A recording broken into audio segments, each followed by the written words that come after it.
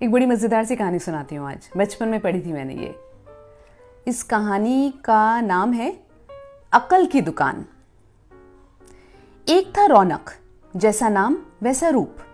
अक्ल में भी उसका मुकाबला कोई नहीं कर सकता था। एक दिन उसने घर के बाहर बड़े बड़े अक्षरों में लिखा, यहां अक्ल बिकती है। उसका घर बीच बाजार में था। हर आने जाने वाले वहां से जरूर गुजरता था। हर कोई बोर्ड देखता, हंसता और आगे बढ़ जाता। रौनक को विश्वास था कि उसकी दुकान एक दिन जरूर चलेगी। एक दिन एक अमीर महाजन का बेटा वहां से गुजरा। दुकान देखकर उससे रहा नहीं गया। उसने अंदर जाकर रौनक से पूछा, यहां कैसी अक्ल मिलती है और उसकी कीमत क्या है? उसने कहा, ये इस बात पर निर्भर करता है कि तुम इस पर कितना पैसा खर्च कर सकते हो। गंपू ने जेब से 1 रुपया निकालकर पूछा, इस रुपए के बदले कौन सी अक्ल मिलेगी और कितनी?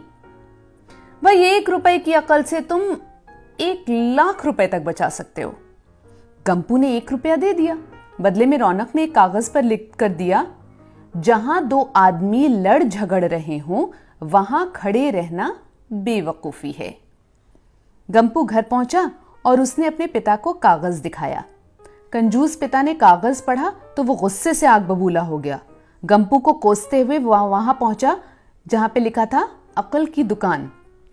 कागज की पर्ची रौनक के सामने फेंकते हुए चिल्लाया, वो रुपये लौटा दो जो मेरे बेटे ने तुम्हें दिया है। रौनक ने कहा, ठीक है लौटा देता हूं, लेकिन शर्त यह है कि तुम्हारा बेटा मेरी सलाह पर कभी अमल नहीं करेगा। कंजूस महाजन के वादा करने पर रौनक ने रुपया वापस कर दिया। उस नगर के राजा की 2 रानियां थीं। एक दिन राजा अपनी रानियों के साथ जौहरी बाजार से गुजरा। दोनों रानियों को हीरो का एक हार पसंद आ गया। दोनों ने सोचा महल पहुंचकर अपनी दासी को भेजकर हार मंगवा लेंगी। संयोग से दोनों दासियां एक ही समय पर हार लेने पहुंची। बड़ी रानी की दासी बोली, मैं बड़ी रानी की सेवा करती हूं, इसलिए हार मैं लेकर जाऊंगी। दूसरी बोली, पर राजा तो छोटी रानी को ज्यादा प्यार करते हैं, इसलिए हार पर मेरा हक है। गंपू उसी दुकान के पास खड़ा था। उसने दासियों को लड़ते हुए देखा। दोनों दासियों ने कहा वो अपनी रानियों से शिकायत करेंगी। जब बिना फैसले के वो दोनों जा रही थीं, तब उन्होंने गंपू को देखा। वो बोली, यहां जो कुछ हुआ तुम उसके गवाह रहना। दासियों ने रानी से और रानियों ने राजा से शिकायत की। राजा ने दासियों की खबर ली। दासियों ने कहा, गंपू से पूछ लो, वो वहीं पर मौजूद था। राजा ने कहा, बुलाओ गंपू को गवाही के लिए, कल ही झगड़े का निपटारा होगा। इधर गंपू हैरान, पिता परेशान। आखिर दोनों पहुंचे अक्ल की दुकान। माफी मांगी और मदद भी। रौनक ने कहा, मदद तो मैं कर दूं, पर अब जो मैं अक्ल दूंगा उसकी कीमत है 5,000 रुपए। मरता क्या ना करता, कंजूस पिता के कुड़ते हुए 5,000 रुपए दे दिए। रौनक ने अक्ल दी कि गवाही के समय गंपू पागलपन का नाटक करे और दासियों के विरुद्ध कुछ न कहे। अगले दिन गंपू पहुंचा दरबार में, करने लगा पागलों जैसी हरकतें।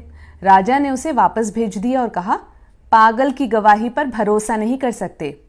गवाही के अभाव में राजा ने आदेश दिया, दोनों रानी अपनी दासियों को सजा दें, क्योंकि ये पता लगाना बहुत ही मुश्किल है कि झगड़ा किसने शुरू किया। बड़ी रानी तो बड़ी खुश हुई, छोटी को बहुत गुस्सा आया। गंपू को पता चला कि छोटी रानी उससे नाराज है, तो वो फिर अपनी सुरक्षा के लिए परेशान हो गया। फिर पहुंचा अक्ल की दुकान। रौनक ने कहा, इस बार अक्ल की कीमत 10,000 रुपए। पैसे लेकर रौनक बोला, एक ही रास्ता है, तुम वो हार खरीद कर छोटी रानी को उपहार में दे दो।